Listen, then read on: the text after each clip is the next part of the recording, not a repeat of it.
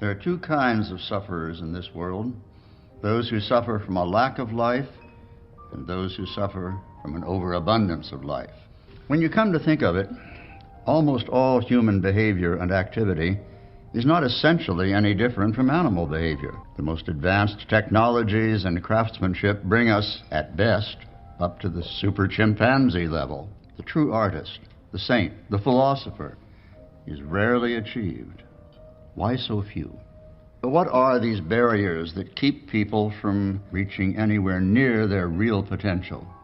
The answer to that can be found in another question, and that's this: which is the most universal human characteristic, fear or laziness?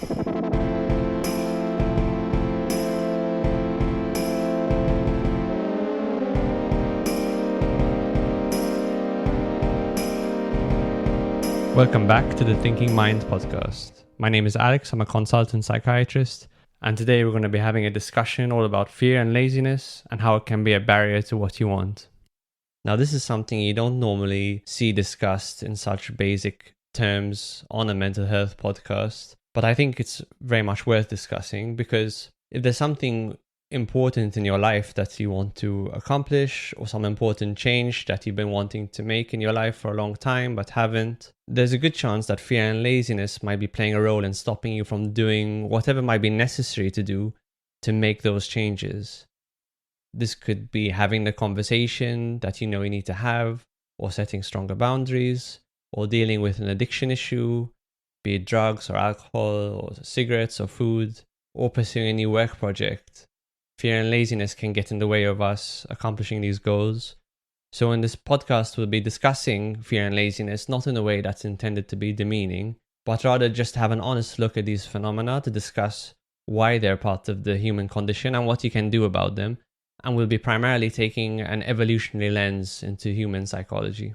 One of the things that you observe when you work with people clinically, say in psychotherapy, is that people have all sorts of different problems, dilemmas, ambitions, but there's actually generally the same few common psychological obstacles which recur over and over again.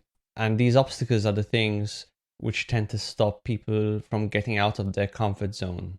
Of the different obstacles that people face, I chose fear and laziness for today's podcast because I think they're two of the most common obstacles, two of the most insidious ones, and also because I think we've come to a place in our culture where it feels like we can't have an honest or matter-of-fact conversation about them. Fear, for example, is something we've come to very much over-medicalize and fetishize in our culture. We rarely even use the term fear or the word afraid anymore, because it's largely been replaced by the notion of anxiety, a very medical way of describing this problem. And given that it's a term that's generally used or classically used to describe pathology, it's one that shouldn't by definition apply to most people. And with fear as a society, we've fallen into the trap of creating a world where most people rarely have to confront scary things. And intuitively, you would think not having to confront scary things would make you less afraid. That's true in the short term, but it's not true in the long term, as we'll see later. With laziness, it feels that it's become taboo to talk about. And I think one of the reasons for this is because compassion has very much become in vogue in the current zeitgeist, particularly on the political left, meaning that if someone is struggling, it's become the norm to emphasize how society is failing them rather than what they could be doing differently. That would be the compassionate approach. Well, it's one version of the compassionate approach. And talking about the idea of laziness doesn't seem to fit that socio-cultural narrative, and it's seen as uncompassionate. Now, obviously, there's a time and place for a compassionate approach to someone experiencing problems. And certainly there are situations where the political right overemphasizes the importance of personal responsibility, in situations where clearly society or the systems within society are not serving people correctly. But that being said, if anyone were to look at their experience honestly, laziness or the tendency to avoid or delay doing something which you know you should be doing. In the book The War of Art, Stephen Pressfield calls it resistance. It's a feature of all of our lives. So one question might be, why are fear and laziness a feature of the human condition at all? And if it's so unhelpful to have these psychological forces at play within us, why did nature give them to us? At this point, it can be really useful to take an evolutionary point of view on the problem. After all, evolution is the process that designed us. It's the process that designed our minds. The harsh truth at the center of the evolutionary psychology approach is that natural selection is not optimized to give us rich, varied, happy lives where we break free of our psychological patterns in order to reach fulfillment. But rather, natural selection is a process which designed our minds to improve the chances as much as possible of passing on our genes to the next generation. And it's designed to do that not in our current environment with modern society and technology and all the things that it brings with it, but in what's known as our ancestral environment, before we ever had societies or civilizations, when we were hunter-gatherers. And what was that environment like? It was dangerous. We constantly had to exert effort in order to survive. There was no convenience. We had predators. Starvation was a constant possibility. That being the case, it was important that we had strong emotions like fear. And it's very likely that humans were biased to be more sensitive to fear. And it's very likely that humans that were more biased to be sensitive to fear were more likely to survive than humans who were more carefree. Now, some people are still more sensitive to fear than others. We know that from personality differences. Some people are more optimistic than others. But overall, we're still a species that you could say is biased to be more sensitive to negative emotions. And in psychology, this is well described in the research, and it's called negativity bias. Funnily enough, though, negative and positive emotions are mediated by different circuits within the brain. Negative emotions are mediated by areas of the brain like the amygdala, among others. Positive emotions are mediated by areas of the brain such as the reward circuits. So in our mind, there's this constant tug of war to try and establish how much opportunity is there in the environment for reward versus how much threat is there in the environment. Now that we have an environment that's completely different, it's much safer and there's a lot more opportunity, it doesn't mean that we still don't have the same brains and that we still don't have this negativity bias. This is called an evolutionary mismatch, meaning a trait like fear has now become more maladaptive instead of adaptive, and it can often be unnecessarily holding us back. So let's take one common fear and look at it through this lens. One of the most common fears that people have is a fear of public speaking. Why is it that that would invoke such a strong response? In the context of being a hunter-gatherer, you spent your whole life with the same 100 to 150 people, typically. And since you were staying with the same people your whole life, reputation was extremely important. It was extremely important what people thought about you. If there was ever a context in that life, if there was ever a context where you had to speak to a lot of people all at once, your reputation was being judged on the spot in all likelihood. And so it was always a very high stakes situation. And of course, it was very important that you had a good reputation with your tribe, because were you to be cast out of the tribe, that would spell almost certain death, because this was a time when it was impossible to live by yourself. You really lived and died by the tribe. Now, going into the modern environment, there are many different contexts where you can try out public speaking. Let's say you went to an open mic show and tried stand-up comedy, or you gave a lecture for a class where if things were to go wrong, there might be some impact on your life, some minor impact on your career. There might be no impact at all if you were speaking to strangers with whom you were anonymous. And yet, we can feel the memory of what public speaking used to mean in our bodies. Our heart rate speeds up, we start sweating, our pupils dilate. on some level, your body still feels very much that this is a high stakes situation. And not just high stakes, but potentially a life or death situation. So that was fear through an evolutionary lens. What about laziness? We said before that ancestral life required constant effort in order to stay alive. So that being the case, why would laziness be a feature of our psychology? The answer is because ancestrally, it was extremely dangerous to waste any energy unnecessarily. Therefore, evolution has programmed us to minimize any energy expenditure towards anything that doesn't provide at least a reasonably good chance of providing a clear, immediate reward. Laziness is therefore a protective mechanism to make sure that we use our energy wisely. So now what does that look like in modern life? If you want to be successful in modern life, success is now all about delaying gratification, making sacrifices for future awards like studying for an exam in 6 months or doing a 5-year degree or getting in shape over the course of a year. Success in real life is about making many small sacrifices over a long period of time to get a reward that is delayed way into the future, a reward that's uncertain, and a reward that's often far more abstract. Money is a far more abstract reward than slaying a mammoth and having food to bring to the tribe that day. And our brains were simply not designed to strive for that kind of success. So again, we have a mismatch of our ancestrally designed brains to our modern environment. In the modern environment, our survival needs are constantly met. So it hardly ever feels like expending extra energy is necessary. We don't need to exert our willpower very often in order to survive. And therefore, our ability to exert our will, and this is associated with a part of the brain called the prefrontal cortex, tends to atrophy. Not only that, but we're constantly bombarded with reward that doesn't require energy expenditure. Netflix is a form of reward. Drugs and alcohol are rewarding. Pornography is a form of reward. And this overloads the dopamine system. Dopamine is the chemical in the brain which leads to feelings of reward. And it causes what's called dopamine desensitization. So you need more dopamine to get the same effect. And that's why there's so much talk on the internet about dopamine detox in order to become more productive.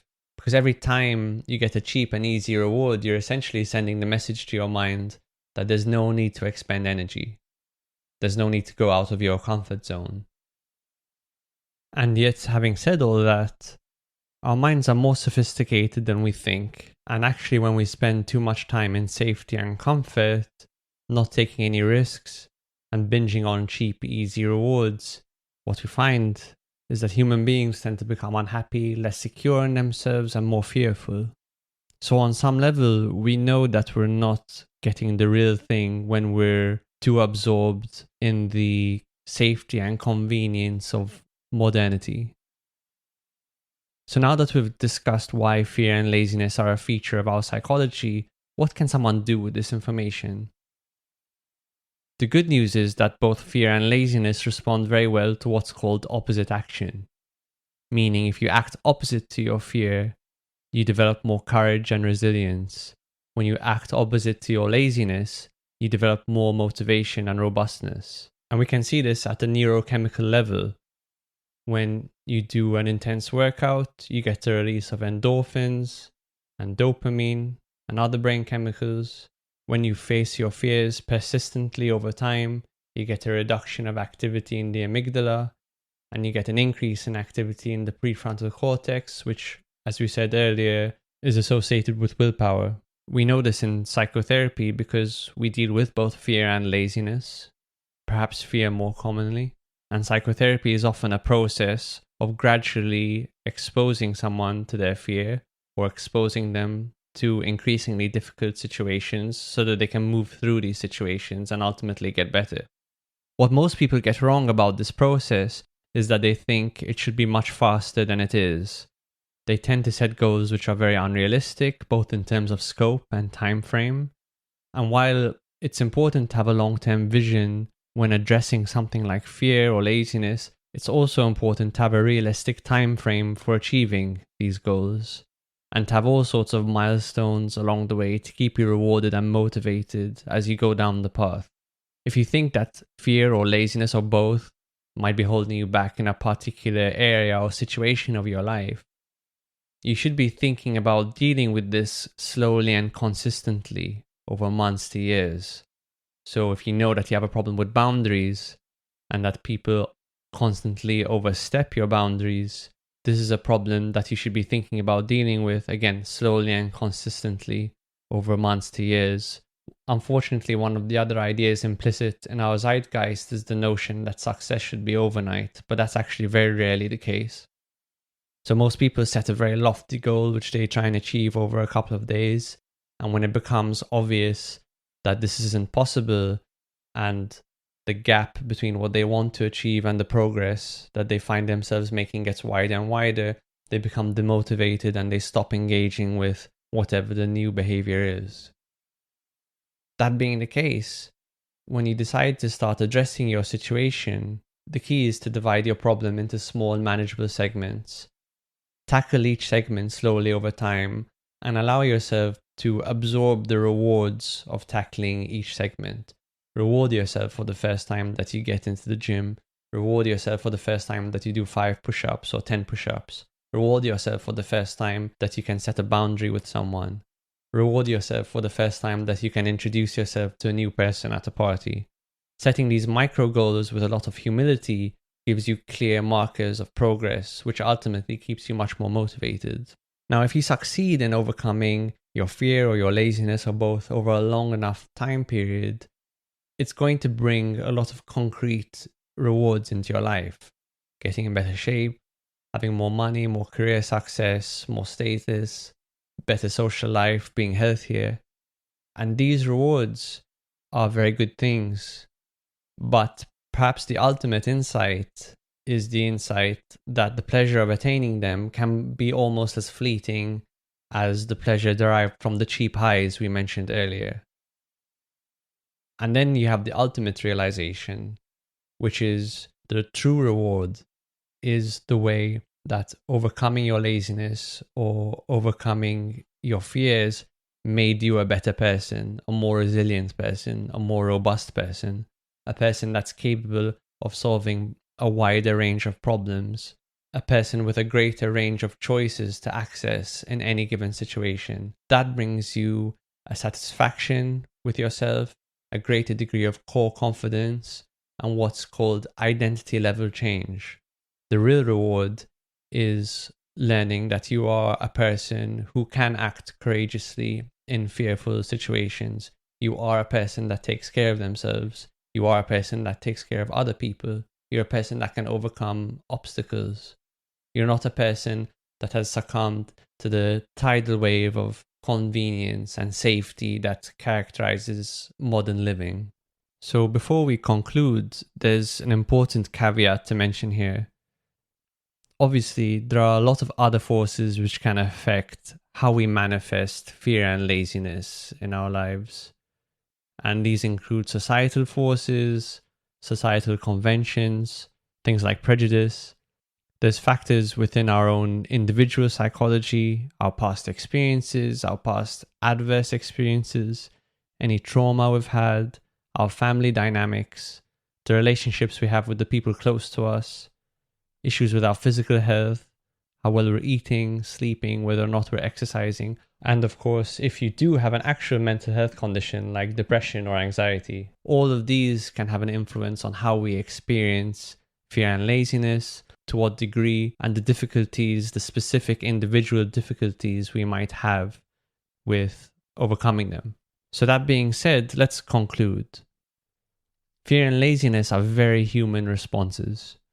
With fear, we've fallen into the trap of trying to make the world as safe as possible, and while obviously this is largely a very good thing, safety has a counterintuitive relationship with fear, in that safety decreases our fear in the short term, but it increases our fear in the long term because we lose touch with reality. And it's actually confronting our fear voluntarily, consistently, in the right doses, as opposed to being insulated from fear, that improves our confidence.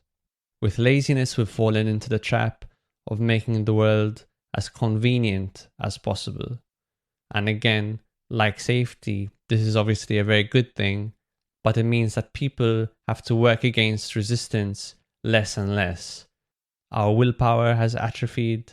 Our ability to overcome resistance to get the things that we want has atrophied.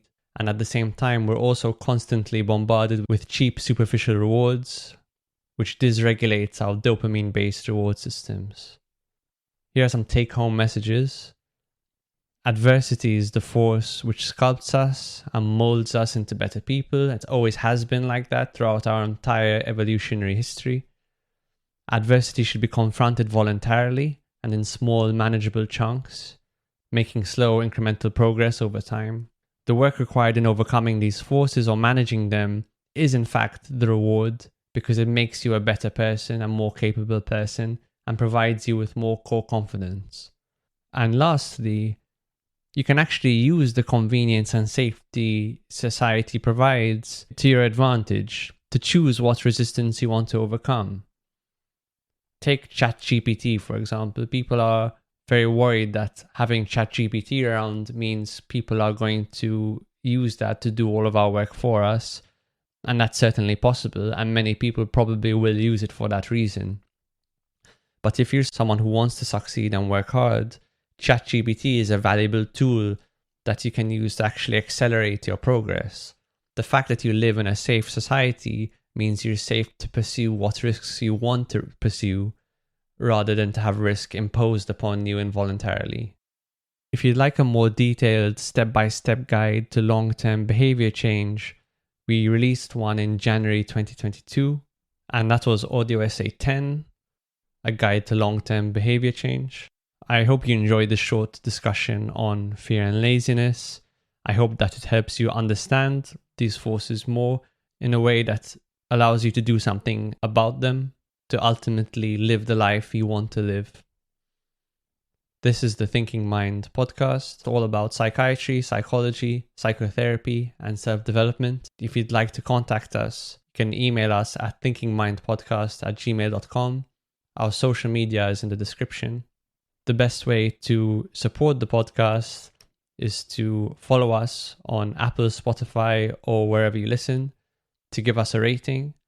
And if you'd like to support the podcast even further, you can check out the Buy Me a Coffee link in the description. Thanks for listening.